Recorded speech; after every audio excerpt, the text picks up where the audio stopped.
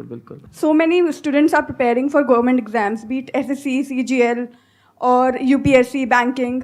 तो ऐसी क्या चीज़ है जो हमें बाकी स्टूडेंट से मतलब थोड़ा डिफरेंट बना सकते हैं कि हम क्लियर कर पाएँ? अब मैं अपने स्टूडेंट्स को भी हमेशा यही चीज़ बोलता हूँ कि सबसे इम्पॉर्टेंट है सर कि एग्ज़ाम की नीड को समझना कि हम किस एग्ज़ाम को क्रैक कर रहे हैं। आजकल क्या होता है कि सिलेबस जैसे क्या होता है, बहुत सारे कोचिंग्स, बहुत सारे ऑनलाइन ऑफलाइन इंस्टीट्यूट्स इतने हो गए हैं कि आपको क्या करते हैं कि थोड़ा थोड़ा एक्स्ट्रा पढ़ा देते हैं। जैसे कि इन्होंने मान लीजिए ये टॉपिक छोड़ दिया था, वो दूसरे टीचर ने एक दूसरा टॉपिक पढ़ा दिया, तो स्टूडेंट को लगता है कि अरे ये तो एक्स्ट्रा पढ़ा रहे हैं। लेकिन आजकल क्या हो रहा है कि इस तरीके से क्या हो रहा है, एग्जाम क्लियर नहीं हो पा रहे हैं because there is information overdose. आपको एग्जाम की नीड को समझ के पिन पॉइंटेड स्टडी करनी है जो काम की। बिकॉज मैं आपको एक चीज बताता हूं कि एक एक व्यक्ति को एक एक सब्जेक्ट के एक एक टॉपिक में पीएचडी करने में 7 साल लग जाते हैं। जैसे हम लोग जब आईआईटी बॉम्बे में थे तो वहां पे हमारी एक सीनियर थी जो पीएचडी कर रही थी। वो पीएचडी अपनी कंप्लीट की है 8 ईयर्स में।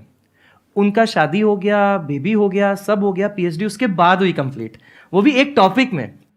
तो इसीलिए हमें उस लेवल पे नहीं जाना है कि हम रिसर्च करें, हमें उस लेवल पे जाना है कि एग्जाम की नीड क्या है, उस नीड को टारगेट करें, पीवाईक्यूज को बार बार देखें, समझें और फिर ये देखें कि जो हम पढ़ रहे हैं वो पीवाईक्यूज से मैच हो रहा है कि नहीं हो रहा है, कहीं हम इधर उधर तो नहीं जा रहे हैं। क्योंकि आपको एक चीज बता देता हूं कि जिस भी एग्जाम को आप ले लो, गवर्नमेंट के जितने भी एग्जाम्स हैं, आप ये पाओगे कि ज्यादातर जो क्वेश्चन होते हैं वो पीवाईक्यूज से रिलेटेड होते हैं। मतलब एग्जैक्टली वो नहीं होगा तो उससे रिलेटेड होगा।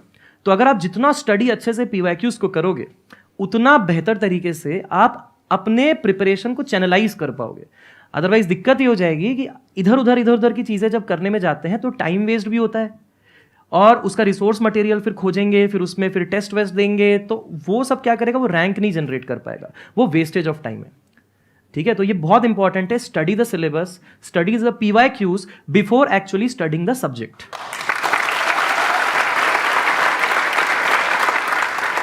And it makes so much sense to me what you just said कि ये बेसिकली क्या होता है, सिर्फ एंट्रेंस में ही नहीं, अगर मैं एंटरप्रेन्योरशिप के एंगल से भी बात करूं तो ये बात बहुत ही रेलेवेंट है जो अभी इन्होंने बोली है। होता क्या है कि हम बहुत कुछ करने की कोशिश करते हैं या हम सब कुछ करने की कोशिश करते हैं और सब कुछ कोई भी नहीं कर सकता। We have got limited time. तो उस लिमिटेड टाइम में आप क्या कर रहे हो, उस टाइम को कैसे यूज कर रहे हो, वो बहुत इंपॉर्टेंट होता है। चाहे आप बिजनेस कर रहे हो, चाहे आप पढ़ाई कर रहे हो, इस बात को ध्यान से समझ लेना। मतलब मैटर ये इतना नहीं करता है कि आप क्या कर रहे हो उस टाइम में, मैटर ये करता है कि क्या नहीं कर रहे हो, क्या छोड़ रहे हो। एग्जैक्टली ये बहुत एक्सपीरियंस की बाद में ये बात समझ आती है। जो बात अभी इतने आराम से इन्होंने बोल दी ना, ये बात जल्दी से लोगों की बुद्धि में घुसती नहीं है। You need to have a clear focus. जैसे एक एंट्रेंस एग्जामिनेशन की बात करी जाए तो उसमें एब्सोल्युटली क्लियर होना चाहिए, एक पैटर्न देख करके कि लास्ट 10 ईयर्स का क्वेश्चन पेपर्स का ये पैटर्न है। उस पैटर्न के हिसाब से आपको समझ आ जाना चाहिए ये मेरा दायरा है, फिर उसके हिसाब से स्टडी करनी है। उसके बाहर जो कुछ है वो छोड़ देना है। मान लो 10% पॉसिबिलिटी है कि उसके बाहर से भी कुछ आ जाएगा, बट वहां पे अपना 90% टाइम क्यों लगा रहे हो। एग्जैक्टली 80-20 का रूल चलता है लाइफ में। 20% of the efforts generates 80% of the results. तो मैटर ये करता है वो 20% एफर्ट कहां जा रहा है आपका।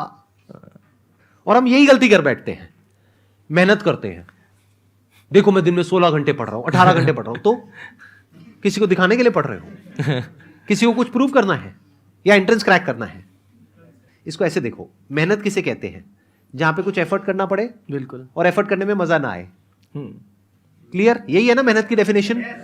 बट अगर आप कहीं पर एफर्ट कर रहे हो और रिजल्ट गारंटेड है, उसको मेहनत कहोगे या वो मजा हो गया। बहुत सारे लोग तो जाते हैं, ट्रैकिंग करते हैं, ये करते हैं, वो करते हैं, माउंटेन क्लाइंबिंग करते हैं, उसको उसके मेहनत भी नहीं पैसे बोलते, लगते हैं, वो भी उसको मेहनत नहीं बोलते, उसको एडवेंचर बोलते हैं। जबकि मेहनत वहां पर भी हो रही है, बट वो एडवेंचर है। क्यों? क्योंकि मजा आ रहा है। तो जिस काम में मजा आता है वो एडवेंचर हो गया।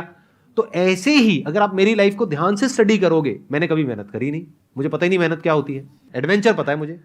क्यों? क्योंकि मैंने हमेशा फिगर आउट करने की कोशिश करी है कि जो मैं कर रहा हूं वो क्यों कर रहा हूं, उसके पीछे क्या रीजन है, उससे क्या होने वाला है। तो जब ऐसे हम समझ करके करते हैं ना किसी भी काम को, तो वो एडवेंचर हो जाता है। तो ये एडवेंचर में और मेहनत में अच्छे से हमको फर्क पता होना चाहिए। तो your this journey to crack an entrance exam, जो अभी आपने बात करी थी, that could be adventurous, that could be fun. क्योंकि जो 99% लोग नहीं कर पा रहे, आप वो कर पा रहे हो और अगर आपको क्लियर समझ आ रही है ये बात, तो आपकी करने की पॉसिबिलिटी बहुत बढ़ चुकी है। फिर चाहे आप वो कर रहे हो, चाहे आप कोई बिजनेस कर रहे हो, व्हाटएवर इट इज, तो वो एडवेंचर हो गया, वो फन हो गया। बट अगर ऐसे ही कर रहे हो जैसे सब कर रहे हैं, तो हार्ड वर्क हो गया भाई।